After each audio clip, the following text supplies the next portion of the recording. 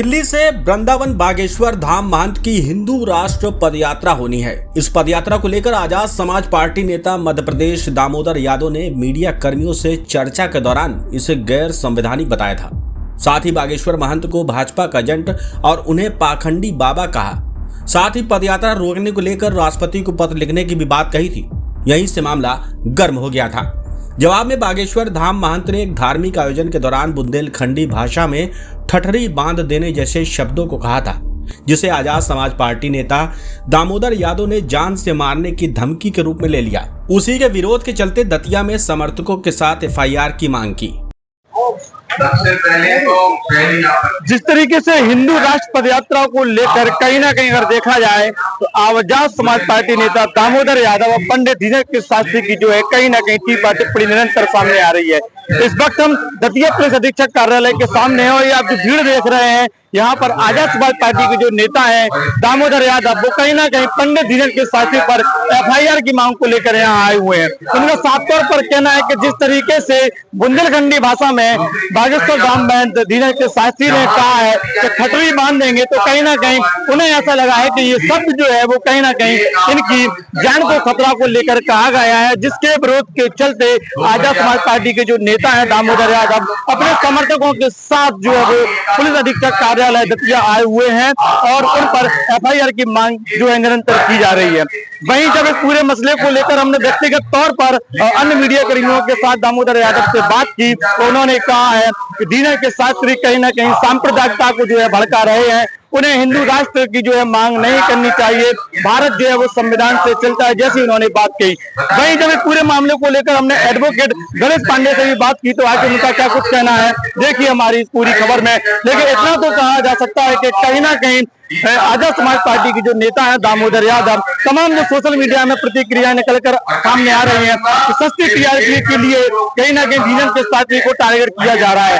हालांकि भारत यहाँ सभी धर्मों का देश है और सभी धर्मों को अगर देखा जाए तो मान्यता दी जाती है, ऐसा संविधान में भी कहा गया है। अब देखने वाली बात होगी कि आखिर जनता अपना रुझान जो है वो पंडित दीनदयाल शास्त्री बनाम आजाद समाज पार्टी के नेता दामोदर यादव के बीच आखिर किस ओर लेकर जाएगी, देखने वाली बात होगी। देखिए नेशन नाउ समाचार पर लोकेश मिश्रा की ये पूरी खबर। जिस तरीके से दामोदर यादव ने अभी हमसे चर्चा के दौरान कहा है कि वो मनुवाद को नहीं मानते हैं और सनातन से मनुवाद का कोई संबंध नहीं है, इसी पर हम चर्चा करेंगे एडवोकेट गणेश पांडे जी से। उनसे जानना चाहेंगे कि जिस तरीके से दीनदयाल शास्त्री को लेकर आजाद समाज पार्टी नेता जो है टिप्पणी कर रहे हैं, उनका क्या कहना है। भाई साहब क्या कहना रहेगा जिस तरीके से सनातन को लेकर दामोदर यादव की विभिन्न प्रतिक्रियाएं सामने आ रही हैं। पहली बात तो ये जो मनुवाद शब्द से ही हमें आपत्ति है।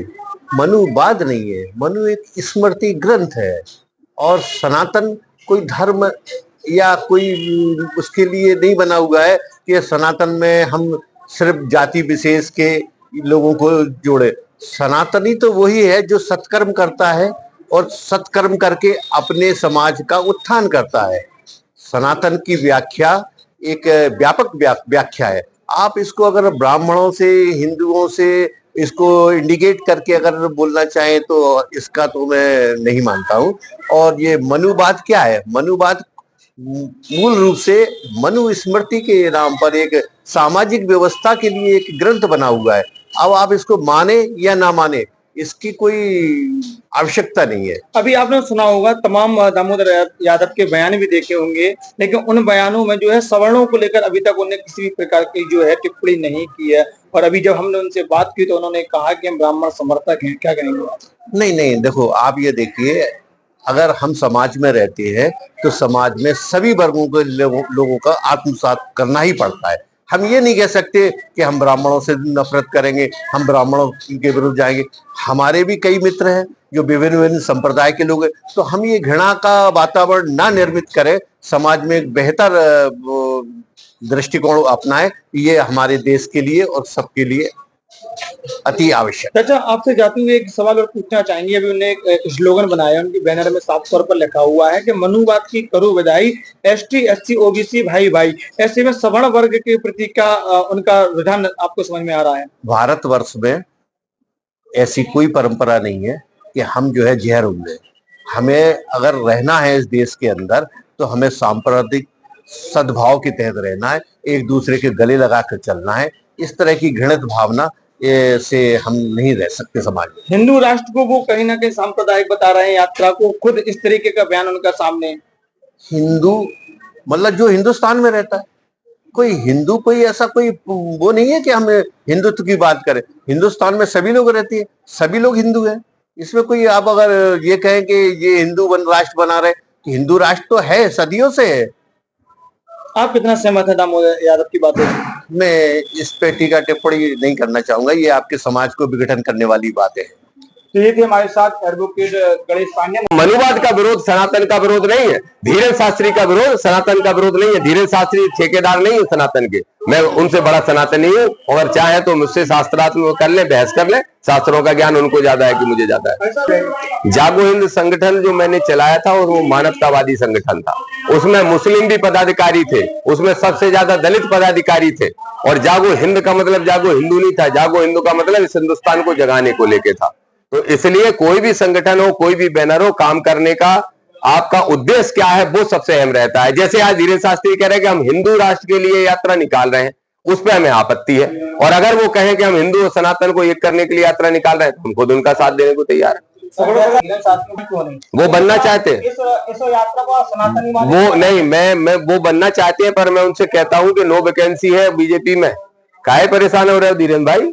छोटे भाई हो हमारे, 22 साल छोटे हो तुम हमसे, तो नहीं, नो वैकेंसी है इसलिए कह दिया क्योंकि वहां पे एक ही बाबा काफी है। नाराजगी है, ऐसे में आप सवर्णों को क्या संदेश देना चाहेंगे? मैं सिर्फ ये कहना चाहता हूं कि इस देश के अंदर बाबा साहब अम्बेडकर से लेके, कांसीराम साहब से लेके, मुलायम सिंह जी से लेके जितने भी महापुरुष हमारे सामाजिक न्याय के आंदोलन किए हुए, उन सबके साथी सवर्ण थे, ब्राह्मण थे।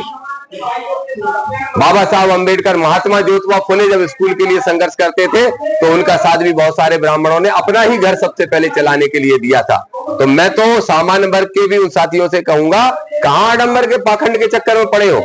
ये तो जाति के अंदर बेमनुष्यता फैला के आपकी जाति अगर इस पर चिन्हित हो गई तो आपको कल के दिन पूरी समाज का नुकसान झेलना पड़ेगा। सारे सामान्य वर्ग के लोगों से कहूंगा कि आप मानवतावादी हो और आडंबरियों को छोड़ो। धीरेन्द्र शास्त्री सनातन नहीं है, दामोदर यादव का स्पष्ट कहना है। सनातन धीरेन्द्र शास्त्री से करोड़ों कोसों दूर खड़ा है, बड़ा है।